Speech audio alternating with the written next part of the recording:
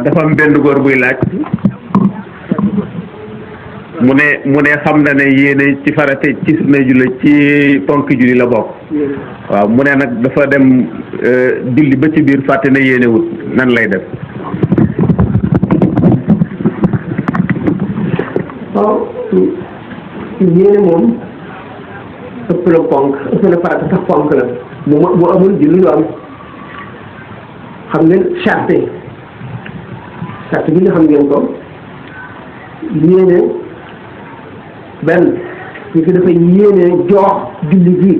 xam ngeen julli benn faat na da nga koy fay boo ko dee fay da ngay yéenee fay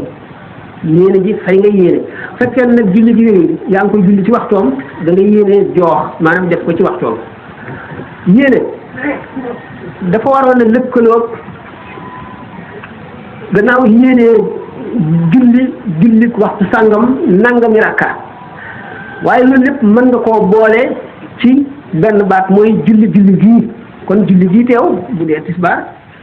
boo nee julli gii ñeenti rakka yi dugg na waxtu tisbaar yi dugg na bis bi nga koy julli dugg na lépp dugg na ci ñenn ñi yéene naan fas yéene salaatu waqti zuhri yowmal xamis wala yowmal jumaa yëpp ñàkk xam la ndax yéene du lu ñuy wax ci lamiñ xol a koy fas da ngay fas yéene rek julli gu teew gi bu fekkente yéene ji nag dafa am charte nag mooy loo xam ne bu charte bi amul rek loola yàqu na loola amul ni ki charte julli ci boppam dafa am charte na nit ki laab na jublu penku na sol lu laab ci béréb bu laab waxtu wi jot yooyu ay charte la yéene itam charte moo di mu lëkkoo kabbaru armal bi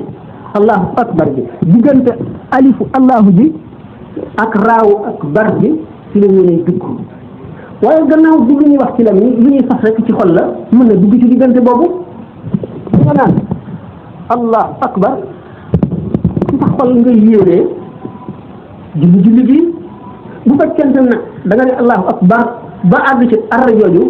soog a yéene julli gi amuloo julli bu fekkente ne itam yéene ji dafa jiitu allahu akbar ji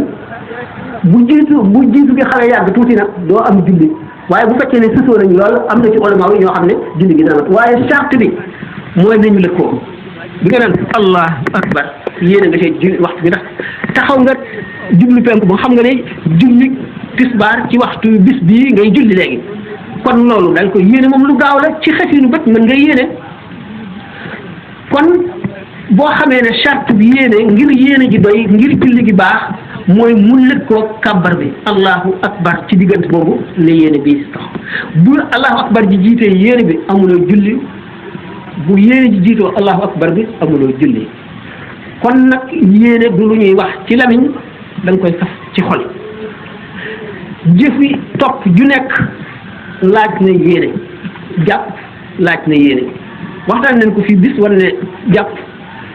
da ngay toftale sunna yi toftale farata yi sunna yi xam nga raxas loxo ndeyjoor raxas loxo càmmoñ galax ndiku sarax ndiku fiiru sunna yaa ngoog booy tàmbali kon di raxas sa loxo ci ngay fas yéene sunna yi booy raxas sa kanam nag ngay fas yéene nag njàpp li farata ji ndax ci la farata yi tàmbalee yéene njàpp ci booy raxas kanam la fa nga koy yéene nag farata yi benn nga yéene daganam lu ñu tere maanaam bi nga amul njàpp tere woon nañu nga kàbbar ndax julli déeyaale ak yàlla la te boo laabul daganul ci wax xadara ba péeyi suñu borom ba lu sell lañ fay yëwu kon